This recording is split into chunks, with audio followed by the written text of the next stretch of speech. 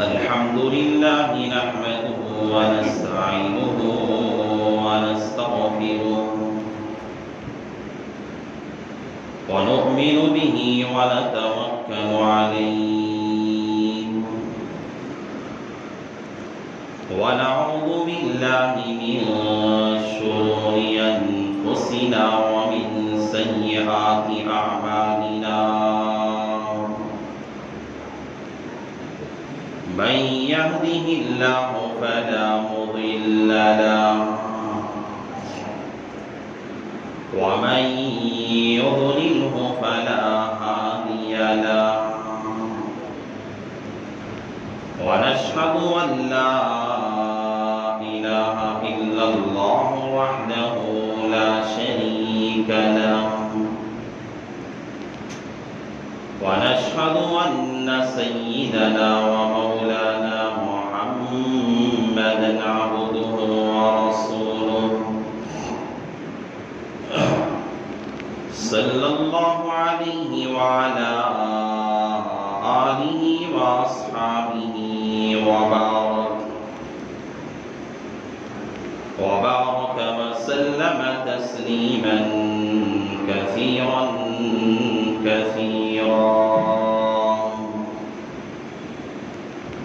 أما بعد فأعوذ بالله من الشيطان الرجيم بسم الله الرحمن الرحيم يا أيها الناس إنا خلقناكم من ذكر وأنثى وجعلناكم شعوبا وقبائل لتعارفوا إن أكرمكم عند الله أتقاكم وقال تعالى في موضع آخر ولا تهنوا ولا تحزنوا وأنتم الأعلون إن كنتم مؤمنين وقال النبي صلى الله عليه وسلم المؤمن للمؤمن كالبنيان أشد بعضه بعضا وشبك أصابعه وقال النبي صلى الله عليه وسلم المؤمن القوي خير من المؤمن الضعيف أو كما قال النبي عليه الصلاة والسلام رب اشرح لي صدري ويسر لي أمري واحلل عقدة من لساني يفقه قولي اللهم صل على سيدنا مولانا محمد في أول كلامنا اللهم صل على سيدنا مولانا محمد في أوسط كلامنا اللهم صل على سيدنا مولانا محمد في آخر كلامنا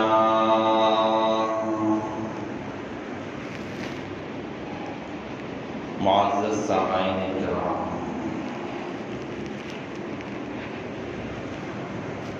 اور میرے غیور نوجوانوں بزرگوں اور بھائیوں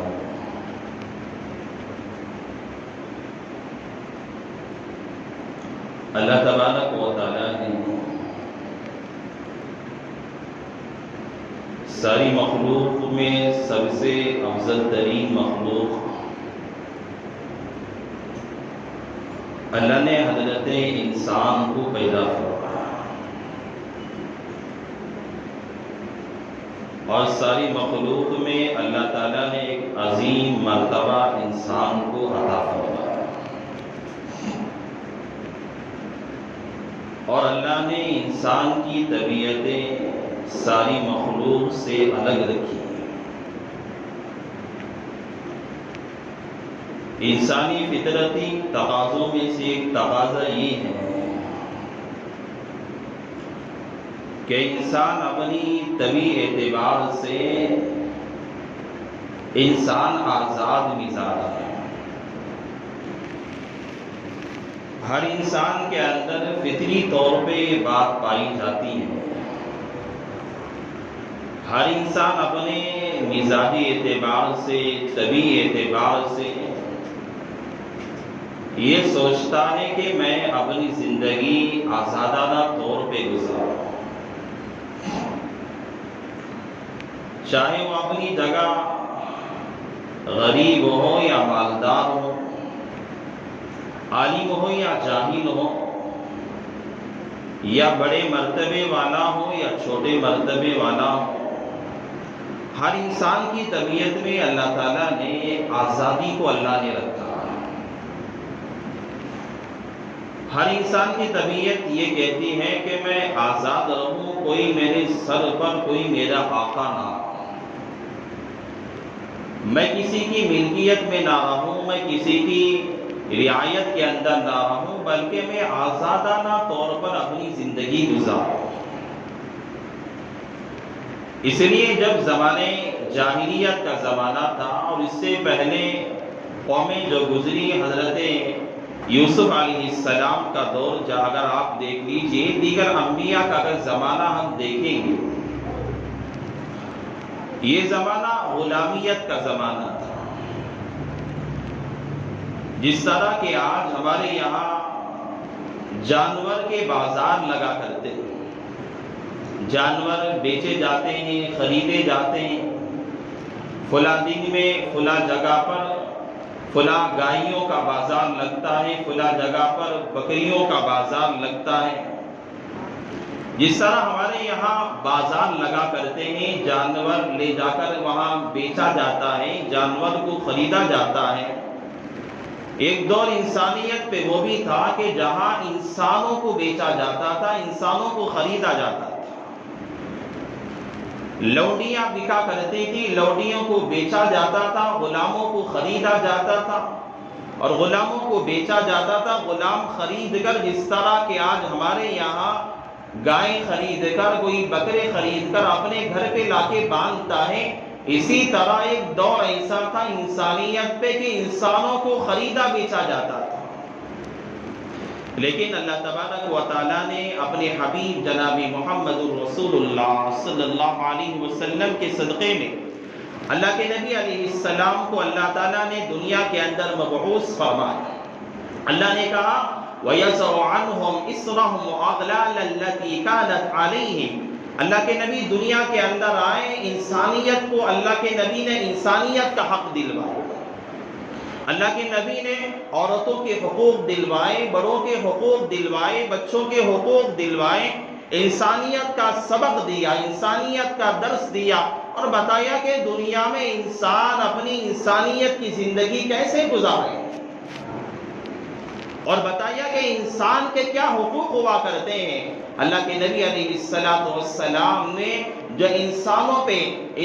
کے گلوں میں جو غلامیت کا ایک توق تھا، انسانوں کو خریدا جا رہا ہے، بیچا جا رہا ہے، انسان کی کوئی قدر و قیمت نہیں ہے، بڑا مالدار ہے، پیسے والا ہے، اپنے غلاموں کو کبھی مار دیتا، قتل کر دیتا، ظلم کر دیتا، زیادتی کر دیتا، معمولی باتوں پہ اسے سولی پہ لٹکا دیا کرتا۔ لیکن اللہ کے نبی علیہ السلام دنیا کے اندر آنے کے بعد ساری انسانیت کو یہ درس دیا کہ انسان اللہ کے نزدیک کتنی عظیم الشان، اللہ کے یہاں اس کی قدر ہے، اللہ کے یہاں انسان کا مرتبہ کتنا بڑا ہے۔ اللہ کے نبی علیہ السلام نے پوری انسانیت کو یہ سبق دیا۔ لیکن یہ دور جیسے ہی ختم ہوا، آج ہم ملک کے حالات دیکھتے ہیں کہ 4 دن گزرنے کے بعد، 2-3 دن ہونے کے بعد ہمارے یہاں یہ 15 اگست آنے والا ہے۔ یہ 15 اگست کے موقع پر ہم دیکھتے ہیں اسکولوں کے اندر، کالجوں کے اندر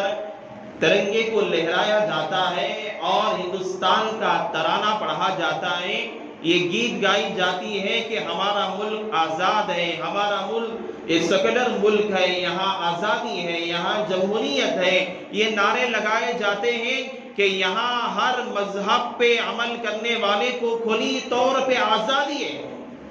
یہ اعلان کیا جاتا ہے لال قلعے کے دروازے پر، اپنی سے ملک کا وزیر اعظم اس کے ملک کے ترنگے کو لہراتا ہے اور وہی الفاظ کہتے ہیں یہ ملک جمہوری ہے، یہ ملک سیکولر ہے، اور ہر بچہ اپنے یہاں آزادی کی خوشیاں مناتا ہے۔ ہر اسکول والا، ہر کالج والا، ہر یونیورسٹی والا، ہر مدارس والے، ہر جگہ پہ، گلیوں میں، چوراہوں میں، ہر جگہ پہ ہندوستان کے ترنگے کو لہرایا جاتا ہے، یہ اعلان کیا جاتا ہے، یہ خوشی منائی جاتی ہے، یہ ہمارا ملک ہندوستان یہ آزاد ہے، جمہوری ملک ہے۔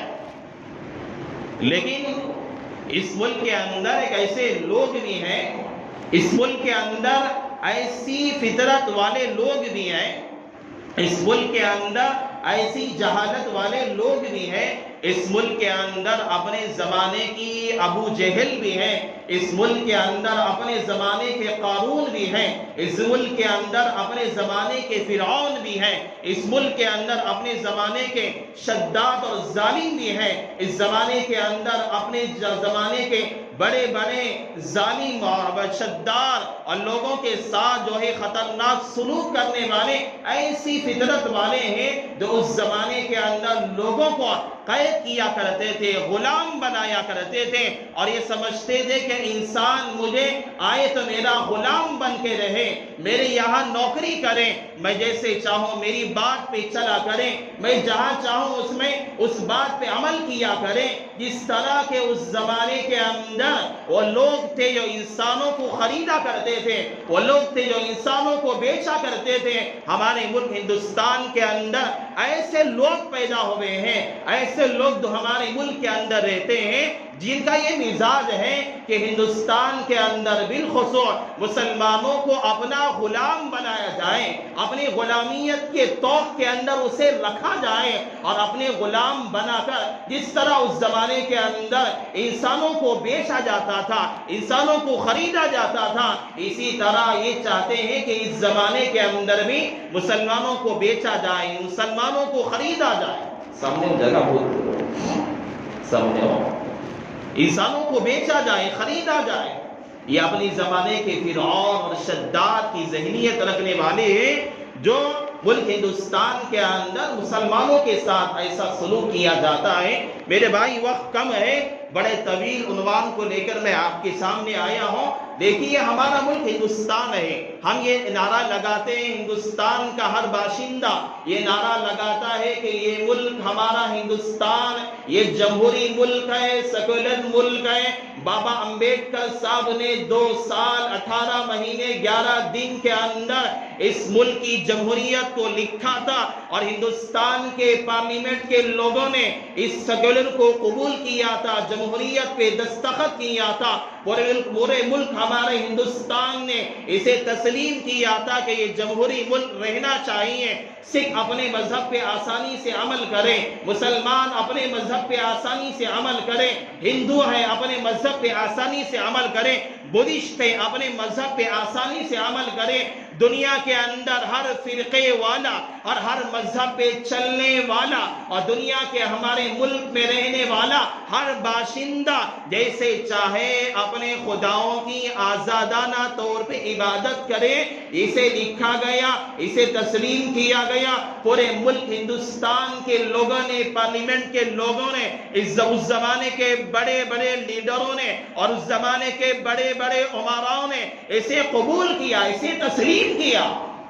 کہ ملک ہندوستان یہ ہمارا جمہوری ملک ہونا چاہیے۔ لیکن آج ہم دیکھیں گے ہمارے ملک ہندوستان کے اندر بعض لوگ ہمارے یہاں یہ کم علمی ہے، ہمارے مسلمانوں کے اندر تعلیم کے نہ ہونے کی یہ وجہ ہے۔ آج ہمارے اندر یہ ہم دیکھتے ہیں 15 اگست کا مسئلہ آتا ہے یا 26 جنوری کا دن آتا ہے، ہم لوگ یہ سمجھتے ہیں، یہ ہمارے یہاں یہ خیال کیا جاتا ہے یہ 26 جنوری، یہ لوگ یہ سوچتے ہیں پتہ نہیں یہ 26 جنوری کیوں آتا ہے۔ آپ کو پتہ نہیں کہ 15 اگست جو آتا ہے ہمارے گھر کے چھوٹے چھوٹے بچے، ہمارے ننھے منھے بچے اپنے ہاتھوں میں ترنگا لے کر اسے لہراتے ہیں اور ہندوستان کا ترانہ پڑھتے ہیں اور خوشیاں مناتے ہیں اور مٹھائیاں تقسیم کی جاتی ہیں، یہ ہر جگہ ہوتا ہے۔ ہم یہ سوچتے ہیں کہ اپنی کم علمی کی وجہ سے کہ شاید کسی کالج کے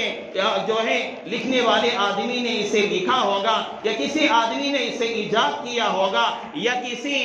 کتاب کے اندر یہ سبق ہوگا جو اسے کیا جاتا ہے، ہمارے ذہنوں کے اندر یہ خیال ہوتا ہے۔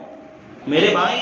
یہ کوئی معمولی دن نہیں ہے، یہ کوئی معمولی چیز نہیں ہے۔ 15 اگست کا آنا، 26 جنوری کا آنا، یہ ملک ہمارے ہندوستان کی ایک تاریخی دن ہے، جو ہندوستان کے اندر ایک ایسا موقع آیا، ایک ایسا دن آیا، ہمارے ملک میں رہنے والے ہمارے آج ہم اگر نماز آرام سے پڑھ رہے ہیں، ہماری عبادتیں آزادانہ طور پہ ہم کر رہے ہیں، اگر آج کے دن میں ہم جو ہے کھلے طور پہ آزادانہ خدا کی وحدانیت کا ڈنکا بجا رہے ہیں، یہ انہی دنوں کا صدقہ ہے، یہ انہی ایام کا صدقہ ہے۔ آج جمہوری ملک کے اندر کیا نہیں کیا جا رہا ہے، کبھی جو ہے یکساں سول کوڈ کی بات کی جاتی ہے، کبھی مسلمانوں کے ساتھ تعصبانہ حملے کیے جاتے ہیں، منی پور کے اندر مسائل ہم دیکھتے ہیں، عورتوں کو ننگا کیا گیا، عصمت دری کے مسائل آئے، ویڈیو بنا کر پورے ملک کے اندر اسے پھیلایا گیا اور مسلمانوں کے ساتھ قتل عام کیا گیا، مسلمانوں کو مارا گیا،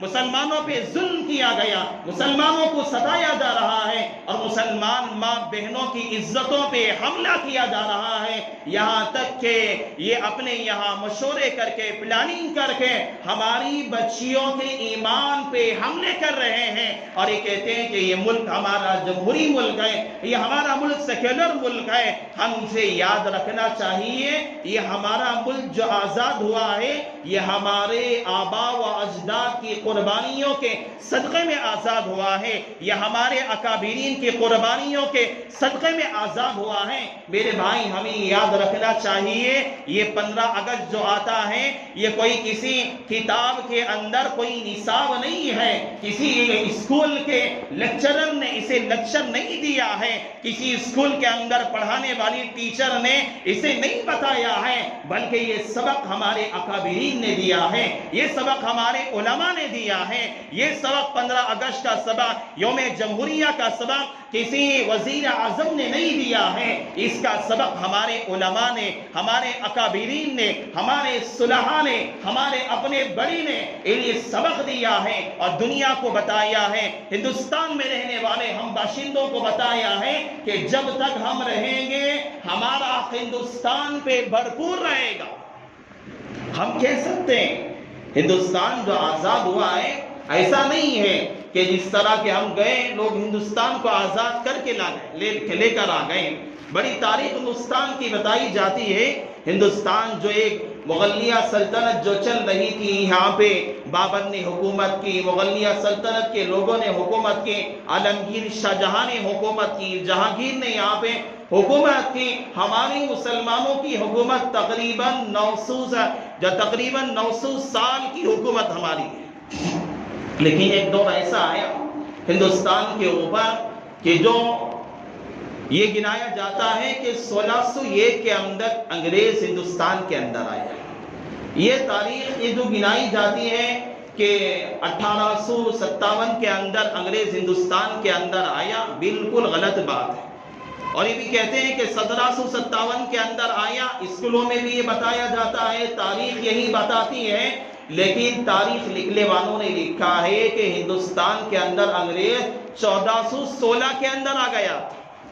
1416 کے اندر۔ اور گاندھی جی کب پیدا ہوئے تھے؟ ہم لوگ کہتے ہیں نہرو نے اسے آزاد کروایا، گاندھی جی نے اسے آزاد کروایا، ہندوستان کے اندر رہنے کا موقع جو دیا ہے یہ نہرو نے دیا۔ میں آپ کو بتاتا ہوں 1416 کے اندر انگریز ہندوستان کے اندر داخل ہو چکا تھا، اور یہ گاندھی جی جو پیدا ہوئے ہیں یہ پیدا جو ہوئے ہیں 1816 کے اندر پیدا ہوئے ہیں۔ آپ اندازہ لگا دیجئے کتنا بڑا زمانہ، 350 سال تک انگریزوں کے ساتھ جنگ کرنے والے کون تھے؟ انگریزوں کا ٹکر دینے والے کون تھے؟ اور مسلمان یہ تھے جنہوں نے انگریزوں کے ساتھ مقابلہ کیا، جہاد کیا، جنگ کیا، اپنے آپ کی قربانیاں دی، اپنے بچوں کو یتیم کیا، اپنی بیویوں کو بیوہ کیا، اپنے بچوں کو توپ کے دہانے پہ کھڑا کر دیا، اپنے آپ کو پیش کر دیا، لیکن یہ کہا کہ ہم کبھی ہندوستان کے اندر اپنی نسل کو غلام بن کے رہنا نہیں چاہتے،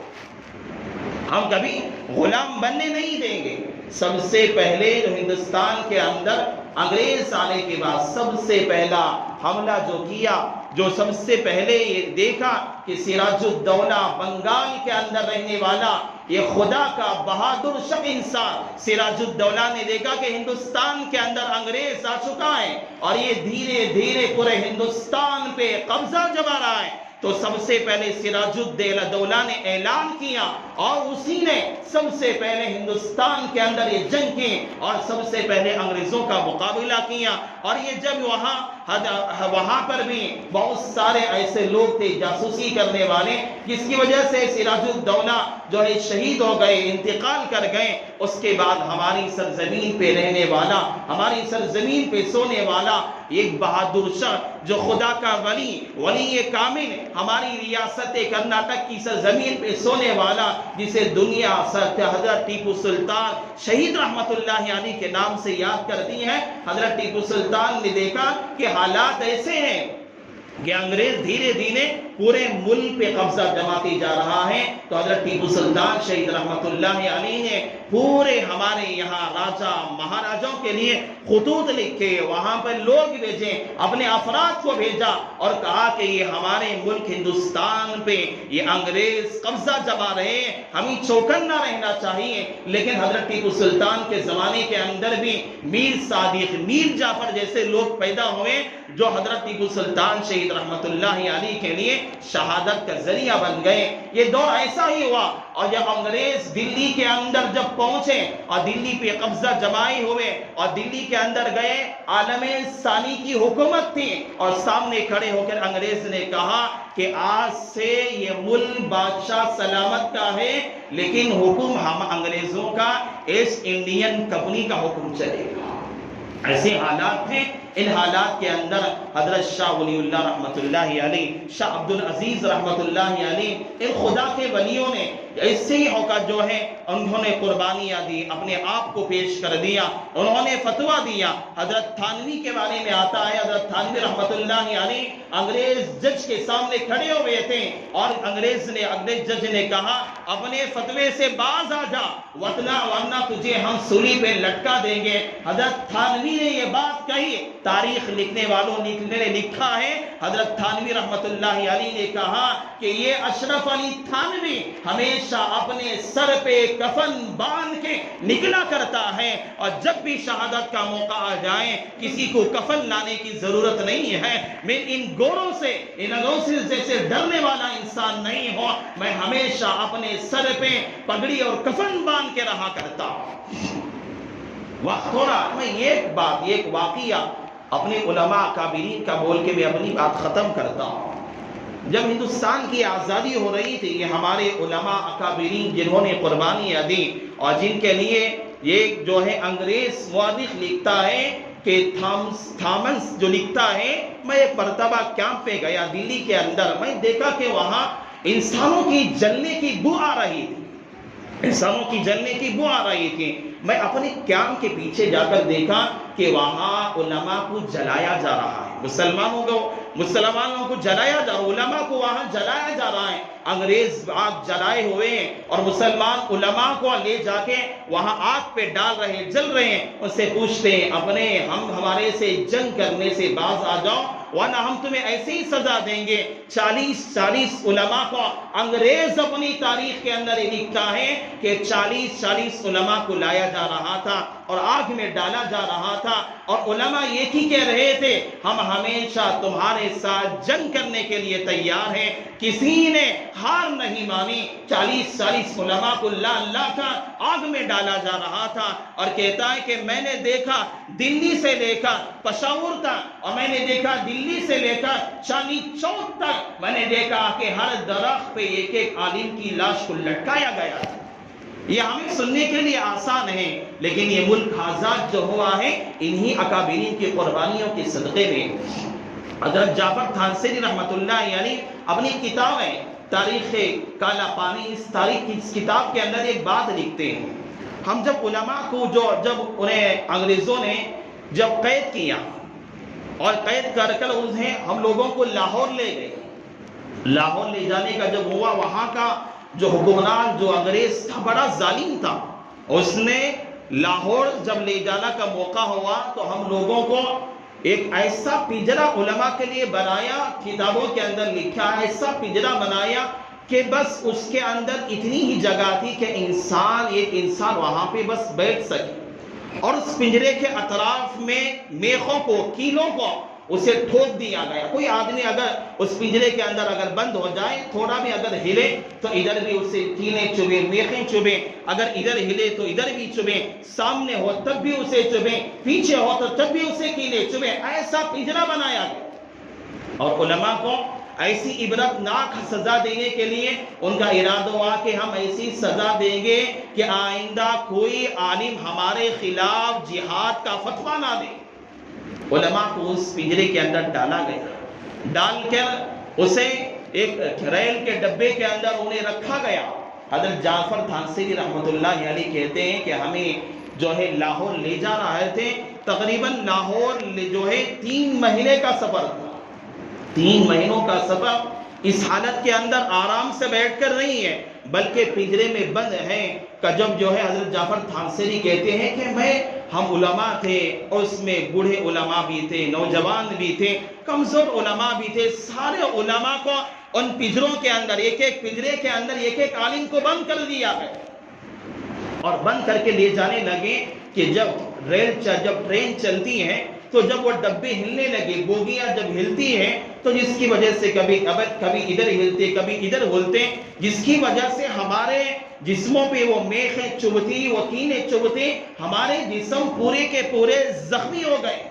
اور زخم سے آلود ہو گئے، خون بہنے لگا۔ اور 1 دن کا سفر نہیں، 2 دن کا سفر نہیں، بلکہ 3 مہینے مکمل اسی طرح ٹرین کے اندر سفر ہوتا رہا۔ حضرت جعفر تھانسری اپنی کتاب کے اندر لکھتے ہیں کبھی کبھی ایسا مقام بھی آتا، ایسی جگہ بھی آتی کہ ہم لوگوں کو لے جا کر ٹرین رکا دی جاتی، 1 ہفتہ 2 ہفتے ٹرین اسی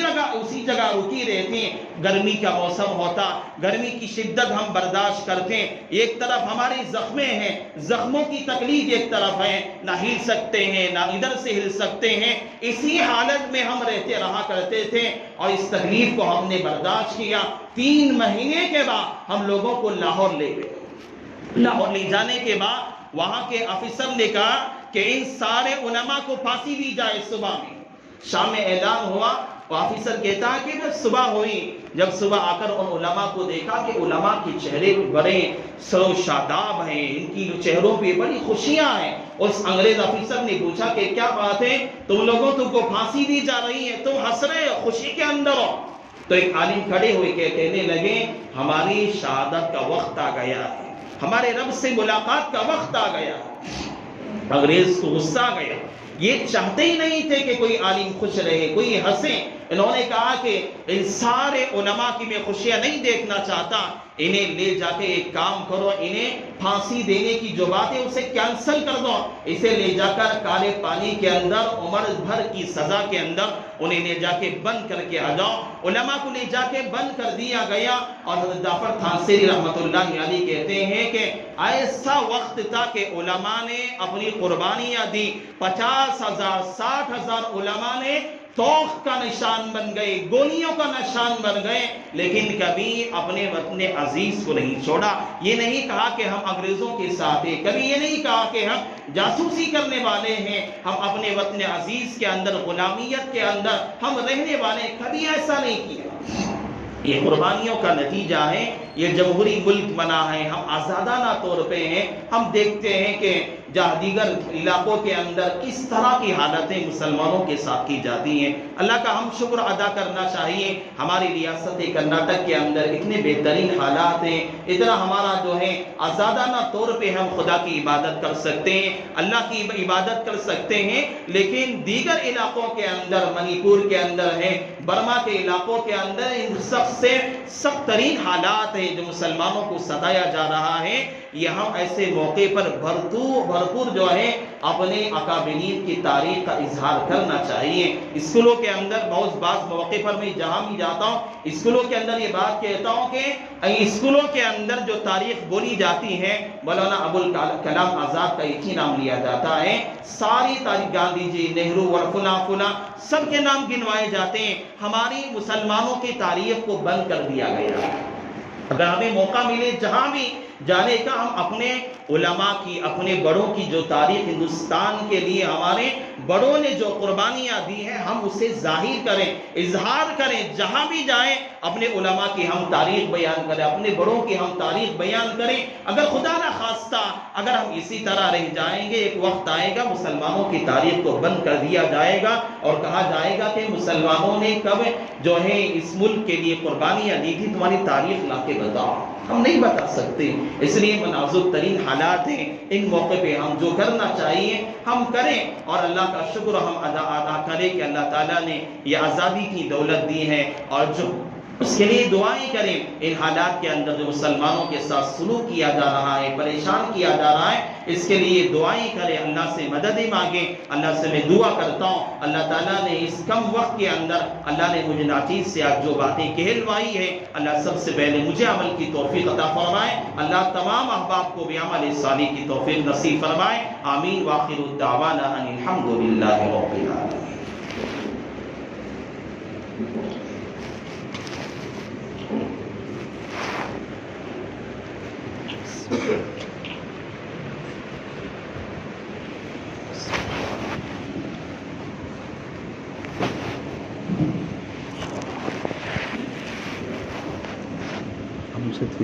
امجد فون کرا اس کے زبی کیوں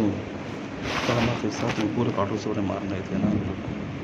اس سے بلا لیتا حضرت کو معافی مانگنے کرا تھا۔ یہ ہے کہ دوسرا پلان لکھ رہا ہوں، اسے زبی بولا میں جا کو دیکھتا ہوں کیا ہے وہاں کر کو باہر میں بلا کیا وہ کر لگ جانے باہر چھوڑ دو تم سردار کیا تھا